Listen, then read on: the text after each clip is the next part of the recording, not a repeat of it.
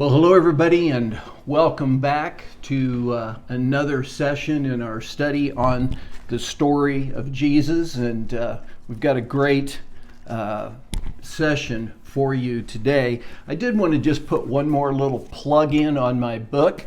If you haven't ordered it, I hope you will. But also, I was just thinking this would be really good for Christmas presents. You need to give someone something small or some friends. I'd like to encourage you to think about the book. One of the things about the book that I think is that if a person's a person of faith, it connects real well for them and helps them understand the Bible a little bit better. But it's actually written in a way that I think you could give that to a friend that isn't a believer. The story is fun and can capture you, but it also would expose them to basically every book in the Bible as they read through the story. So could be a great little Christmas present, and I'd encourage you to do that. You know, today we're going to look at what I think is the best story that Jesus ever told.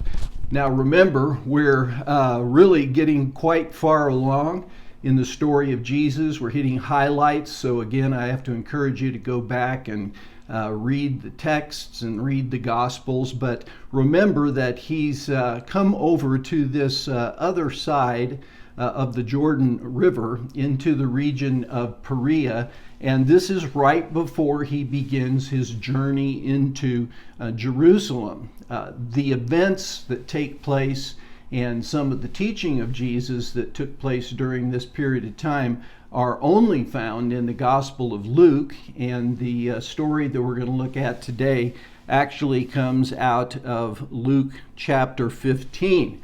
And in that chapter, Jesus tells three short little stories. Well, two short stories and one longer story. And they are parables. In other words, the stories have some spiritual meaning behind them. But they're stories.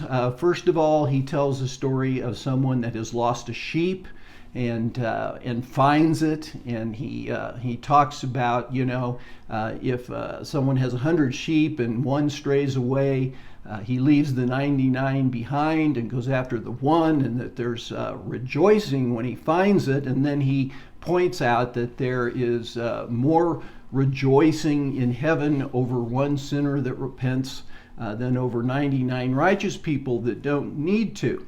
And then he tells another little story about a lost coin. That woman has 10 coins, loses one silver coin, and how she sweeps and cleans and goes through the house until she finds that coin, and then she rejoices.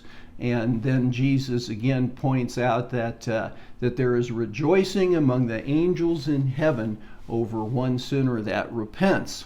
And then he gets into a story. First is a lost sheep. Second is a lost coin. And you might think of this as a lost son. And traditionally, this story is known as the parable of the prodigal son. And we'll look at what that means in just a minute. Let me just kind of set a little bit of a context in terms of why I think Jesus tells the parable. When you ask the question, what is God like? How we answer that question, whether we're right or wrong in how our perception is or our understanding is, but how we answer that question really will completely shape our spiritual lives, and to a great extent, I would say, it shapes our entire life. And one of the big reasons why Jesus came was that by the first century, Judaism had developed a very warped view of God. And you might say that it's perhaps as serious a problem today in some other ways as it was back then. At C.S. Lewis, I found a quote one time where C.S. Lewis said, "There are three images in my mind that I have to continually forsake and replace by better ones." And then he went on to say, "The false image of God," in other words, his concept of what God was like, the false image of my neighbors and the false image of myself. So what was really needed at this point in time in terms of Jesus' ministry and the people that he was engaged with was a great story to recalibrate our understanding of God. And fortunately, that's exactly what Jesus did. He tells what, again, might be the greatest of all the stories or parables that he told. Might be my favorite text, actually, in all of the Bible. And again, we refer to it usually as the parable of the prodigal son. So chapter 15 begins by telling us, again, the environment in which these parables are told. And so we read this. Now the tax collectors and sinners were all gathered around to hear Jesus. But the Pharisees and the teachers of the law muttered, "This man welcomes sinners and eats with them." So it's an interesting context because you really have these two groups here. You see Jesus, and apparently he is speaking to what might be perhaps a little bit of a shady-looking group of men and women of questionable reputation. In the text, it refers to them again as tax collectors and sinners. And then we see another group nearby that we recognize, and that would be the scribes and the Pharisees.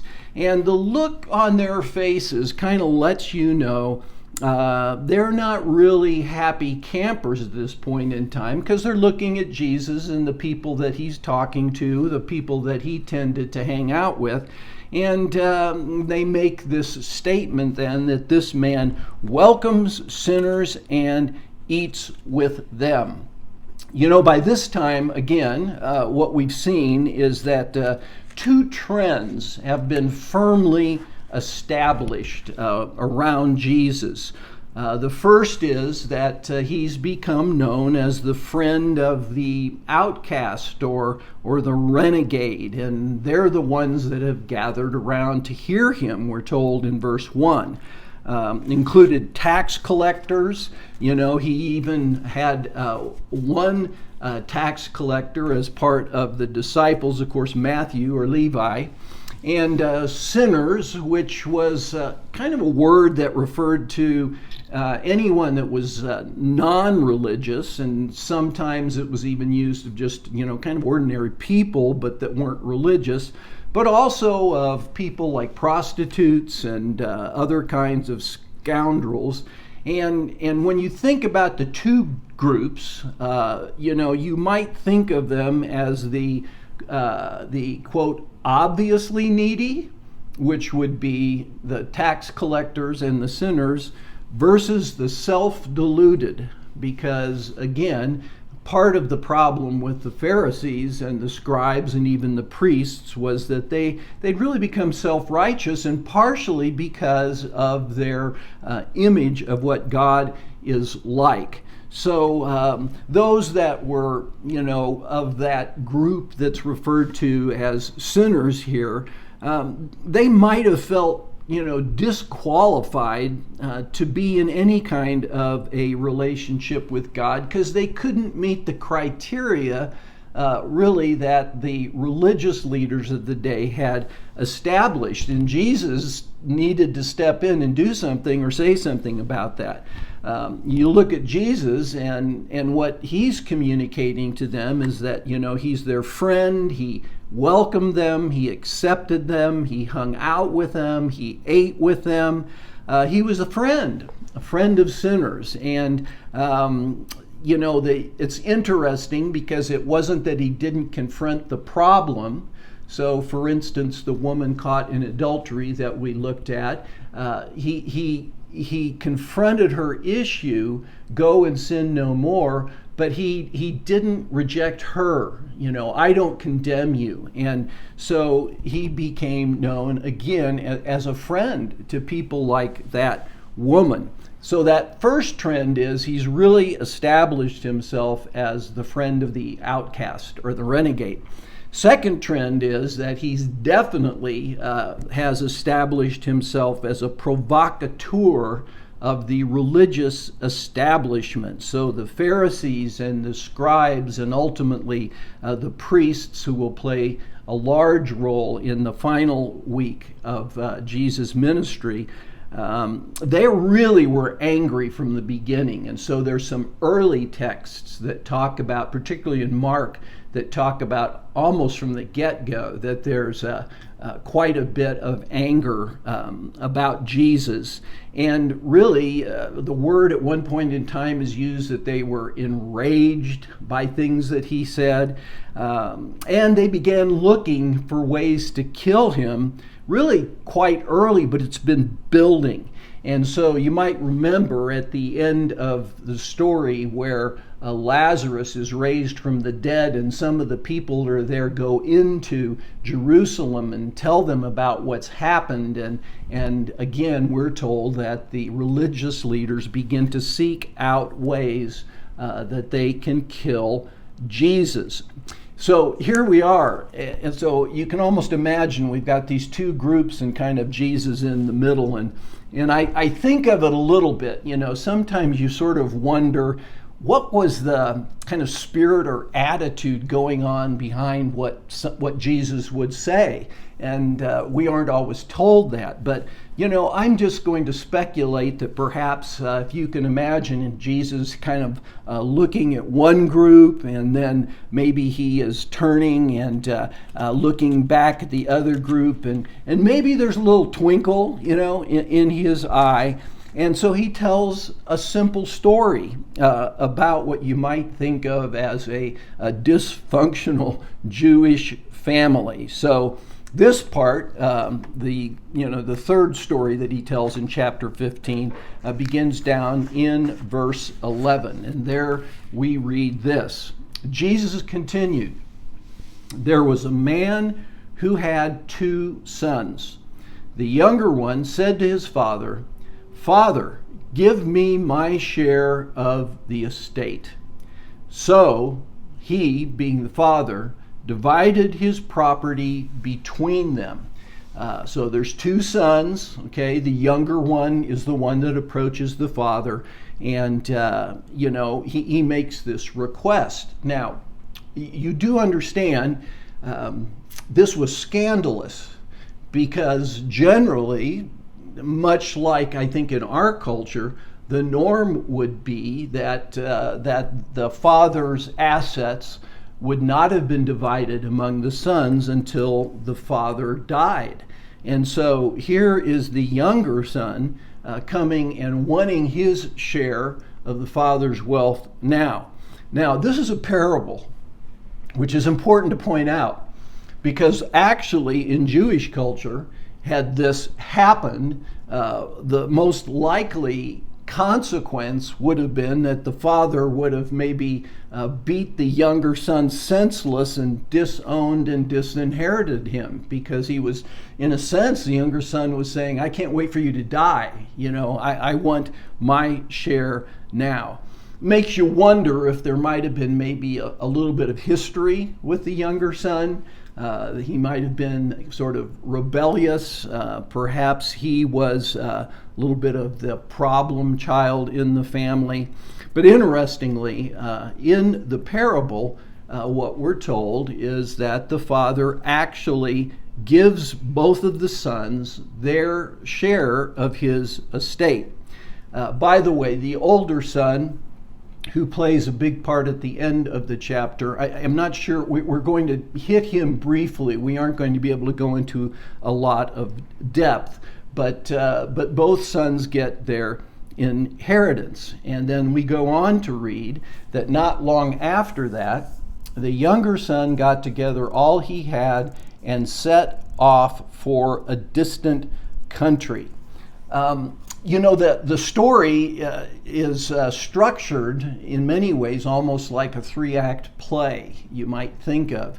And the first act in the story has to do, of course, with the inheritance and the son asking for the inheritance, and the father giving each of the sons their part of the inheritance.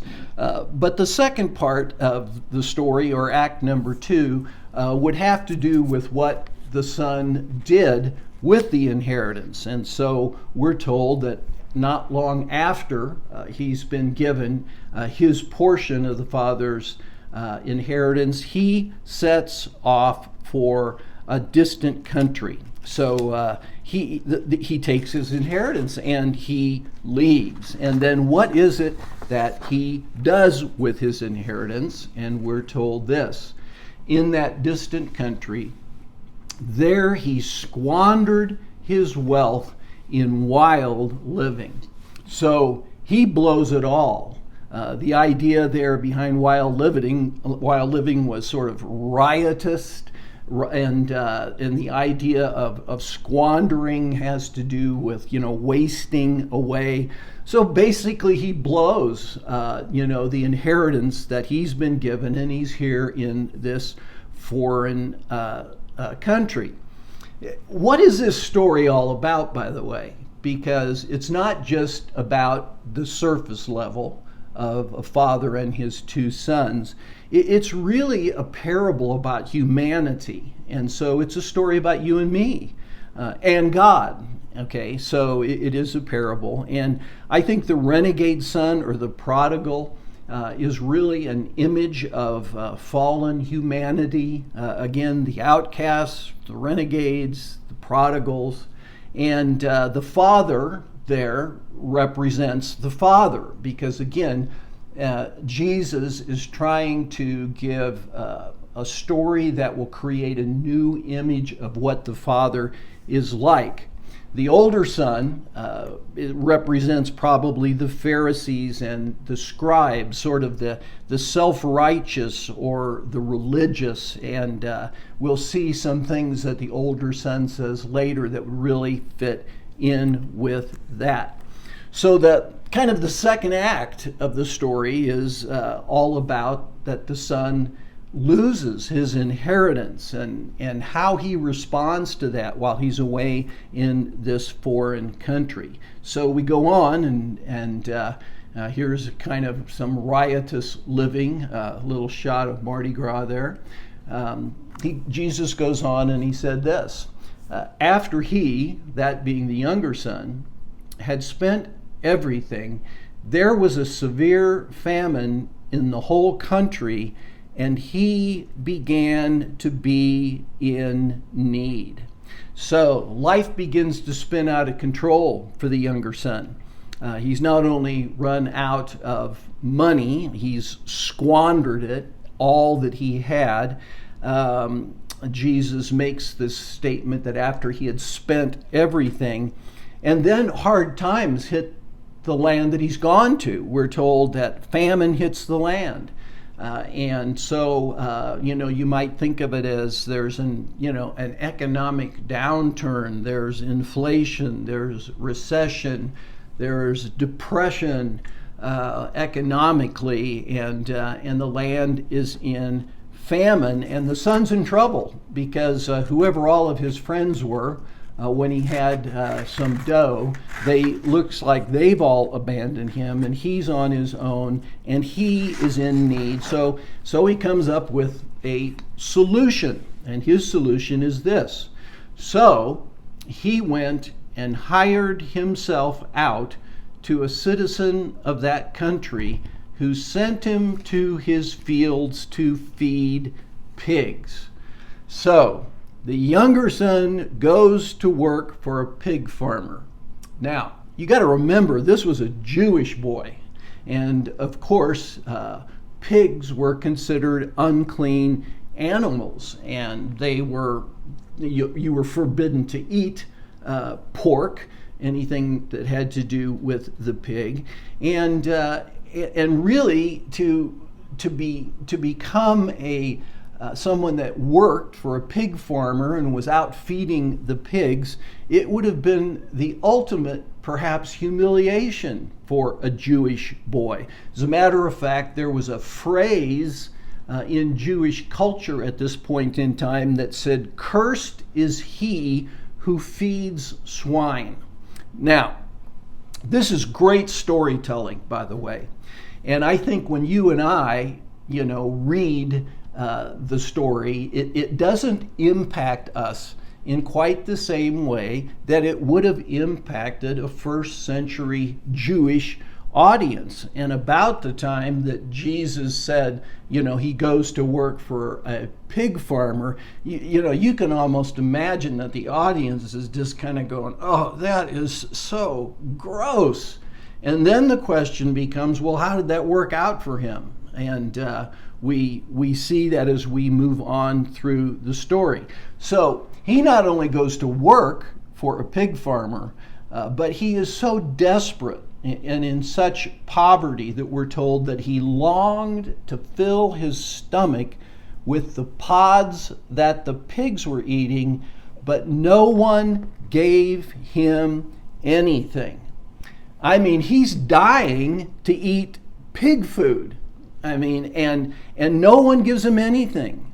And you can imagine by this point in time, as he's again working to take care of pigs, that he's filthy, he's smelly, he's starving, he's ragged, he's broke, and he's humiliated. And what a picture that is. In a sense, you can see this transition from the Father's house to the horror house to the pig pen. And so hold that image in your mind for a second, because that kind of brings us to the end of the second act of the story. And really the imagery there, I believe, Jesus is using to communicate something in story form of the true state of humanity apart from Christ. Well, the third act is all about the return of the prodigal. Two images to capture, just for a second. One is, remember, there's an older brother.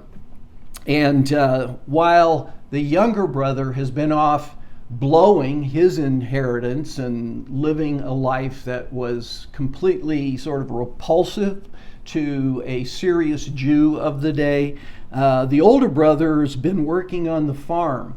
And part of what we're going to see is that the older brother is kind of angry and bitter and resentful.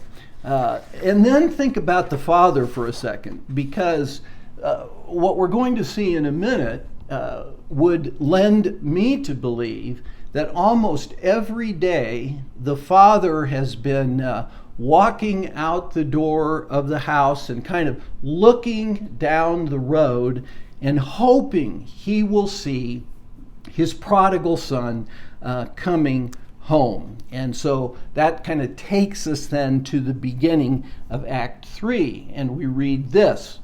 When he, and again, now we're back to the younger son in the pig pen, when he came to his senses, he said, "How many of my father's servants have food to spare, and here I am starving to death? I'll set out and go back to my father and say to him, 'Father, I've sinned against heaven and against you. I'm no longer worthy to be called your son. Make me like one of your hired servants.'" I like the fact that this little piece of the story begins by Jesus saying that finally the younger son came to his senses. And, I can imagine him, maybe he's even lying in the pig pen, maybe looking up at the sky, pigs wandering around and squealing, and the son again covered in, pig excrement and clothes shredded, feet bare, and hair and beard tangled and matted. And then he has what I oftentimes refer to as a rare moment of clarity. And it's as if, he says, wait a minute, the guys that work for my dad have food to spare, And here I am, sitting in the pig pen, longing for a pod. I've always thought that that would be a pretty good title for a country song. So maybe somebody's already done a country song, but you got this image. And so there, coming to his senses and recognizing the fact that even if he was just a servant back home, he would have food. He could survive. And so he comes up with this plan. And the plan is basically, number one, he wants to go home, which is a good thing. He perceives himself to be unacceptable. Now, again, I think at a little bit deeper level than the surface story, when Jesus is with what were considered again to be, the sinners and the tax collectors, the outcasts of the culture, I really think that they probably, again, given the religious climate that the scribes and Pharisees had created, many of them probably felt unacceptable. They felt unworthy of a relationship with God.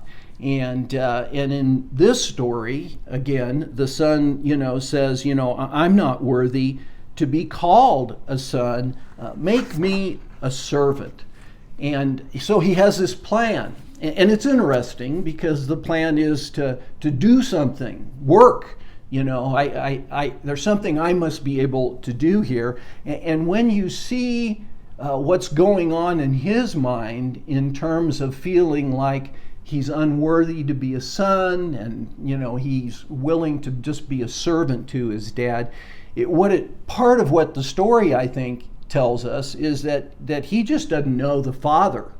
And that, of course, is the case, actually, not just with the tax collectors and the sinners, but it's really the case with the scribes and Pharisees also, because they view God as this angry, vengeful God, and what's their response to that is they create ways to work. Got to keep the law. Things I've got to do in order to appease this kind of vengeful, wrathful God. And so, again, the son is just feeling like he can't be a son. He's just hoping for a job. But then we're told this. So he got up and went to his father. I think when I read that, it strikes me that it's like the first good decision that the son has made in a while. And as he goes to his father, we see how the father is going to respond to that. But while he was still a long way off, his father saw him and was filled with compassion for him. And he ran to his son and threw his arms around him and kissed him. Now, this is really kind of the climax of the story. You almost have to imagine right before Jesus makes this statement, the audience that's listening to him, they probably have some sense or thinking, now what's the Father going to do? And again, in terms of their mindset about what God is like and perhaps how they're viewed by the religious establishment, they probably think, boy, this kid is in big trouble.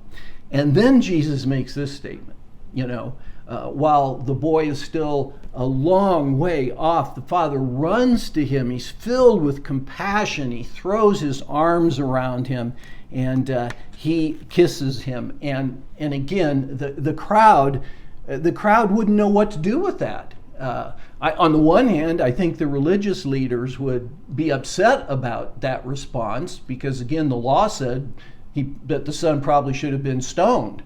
And then on the other hand, you have the tax collectors and the sinners, and they're feeling like, well, oh boy, he's not worthy any longer. How is the dad going to treat him? Is he going to punish him? Is he going to respond to him? Is he going to allow him home? Is he going to send him away again? There had to be a lot going on in the minds of Jesus' audience, and yet Jesus says that the Father just was filled with compassion. And, the fact that he sees the Son on the road, again, gives us this sense that, maybe every day he's been out there looking down the road, the Father, just hoping that the Son would come home.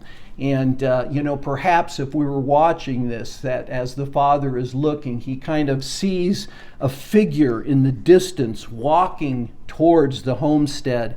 And then there would be this look on the Father's face, sort of concentration as he's watching this image, and then followed by this recognition, it's my Son. And then he just runs to his Son. By the way, I've often thought, well, what did the prodigal think? He looks up and he sees his dad. His dad is running toward him. Has to have a lot of apprehension, and maybe he's even wondering, does Dad have a sword or a club? I mean, how is he going to treat me now that I've come home? Well, here's how he treats him. The Father reaches the Son and throws his arms around him and kisses him. Now, you can kind of imagine that the idea that the Son had back in the pig pen, I'll go to my Father, I'll tell him I'm no longer worthy to be his son, and would he give me a job as one of his servants? And you can almost imagine that from the distant country he's in, as he's walked all the way back to home, that he's probably been rehearsing this speech over and over again. So here's the Father hugging him and kissing him, and the Son says this to the Father. The Son said to him, Father, I've sinned against heaven and against you. I am no longer worthy to be called your son. Now, the good news here is there is a sense of confession here, that he has recognized that how he's handled this situation, what he's done, and the way he's been living, that he's really sinned. He has sinned against heaven and also sinned against his Father. So the confession is good, I think. The thing that's a little problematic is this idea, this sense of unworthiness. I'm no longer worthy to be called your son. And again, within the context of the story, it shows us that he still doesn't quite know the Father. But look at the Father's response now. It continues to build. Not only does he run to him and throw his arms around him and kiss him, but then he does this. But the Father, he doesn't even respond, by the way, to what the Son has said. Notice this, the confession, I'm no longer worthy. He doesn't even respond to that. But the Father said to his servants, quick, bring the best robe and put it on him, put a ring on his finger and sandals on his feet.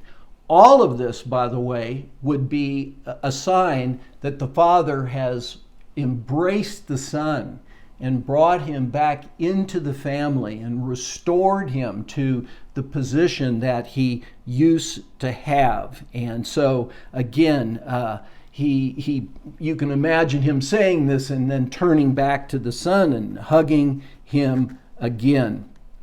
One of my favorite images, by the way, of this entire story is a painting that was done by Rembrandt, and it is called The Return of the Prodigal Son. It actually hangs in the Hermitage in St. Petersburg in Russia. It's actually a very large painting. It's about 8.5 feet by 6 feet. It's a quite large painting. And if you read about the painting, you will find that some art historians believe that this might be the greatest painting that was ever painted, not simply by Rembrandt, but but just generally speaking. And it's a great image where you see the Father, embracing the Son and hugging him, and off to the right, standing there, most believe that that's the older son, kind of looking on perhaps with more of a critical spirit about what is going on here. So it's just a great image, I think. I think at this point, the son himself has to be baffled and amazed, because again, in his mind, what he deserves is probably to be thrashed and disinherited. He's blown his piece of the pie. But the father keeps going. And so the next thing that the father says is this: bring the fattened calf and kill it. Let's have a feast and celebrate. He's just, he's looking at the son. And he, the son again, filthy, stinking, poverty-stricken, and yet the father is responding to him with complete love and almost without any judgment whatsoever, in terms of negative sense of judgment there. And what he's saying here is, you know what, my son was dead and he's alive again. He was lost, but he is found. Just like the sheep was found and there was rejoicing in heaven, the coin was found, sheep was found, and it represented as if there was great rejoicing in heaven for one person out of 100 that repents, and so this whole idea of being lost and then being found is a big part of what the story is about. My son was dead, he's alive, he was lost, but he was found. And again, the point being the father's love for the lost and the joy that the father has when they're found, when they want to come home to the heavenly Father. And so this is an image that is so different than what the religious leaders of the day had portrayed God to be like. And you can almost imagine, as Jesus looks at the Pharisees, they either don't get it, which would be one option, or they're angry. This shouldn't happen. This is not the right way. This is not what the law says. But when he looks at the renegades, when he looks at the sinners and the tax collectors, you can tell they get it. And they really probably are almost overwhelmed at this point in time, because Jesus is saying, this is what God is like. Some scholars have even suggested that rather than calling this the parable of the prodigal son, that it should have been called the parable of the loving father, because more than anything, that's what it's about. It's what is God really like? And I think what Jesus is trying to say here to his audience is that how this father in the story feels about and treats his prodigal is how God our Father feels about and treats us. That this is what God is like, that his love is scandalous. A couple of lessons I think that come out of this. One is that it's just the fact, number one, that God loves prodigals. That's a pretty important part of the story. But the other part of the story is simply this: we're all prodigals. And that's part of where the older son's story comes in. Sometimes, many of us perhaps are, we're sitting in the pig pen. And we should recognize that some of those pig pens are pretty nice. Some have golf courses, some have steeples, but the reality is that, again, we're all prodigals because all have sinned. and fall short of the glory of God. And yet, because of what Jesus has done, is going to do at this point in time in the story, but knowing what is yet coming, that because of God's scandalous love, this is the basis on which God can deal with us, and that's what grace is. It's a love and an outpouring and a embracing and a sense of telling us that we're worthy to come home to the Father, and that's all what grace is. And of course, the ultimate expression of that will be the cross and the resurrection. Because at the cross, what Jesus does is he really pays the price for your ticket home. And with the resurrection, it's as if he extends the invitation to all of us to come to the party. So a great story, maybe one of the greatest, and hopefully you can connect with that. And maybe some of you are feeling like the prodigal son. The older son gets angry, by the way, and he comes to his father. And what he says to his father is, all these years, and the language, read through again Luke 15, the language is very interesting. He says, I've slaved for you all these years, and not only have I slaved for you, but I've been obedient to everything you've told me to do. Now, what does that sound like?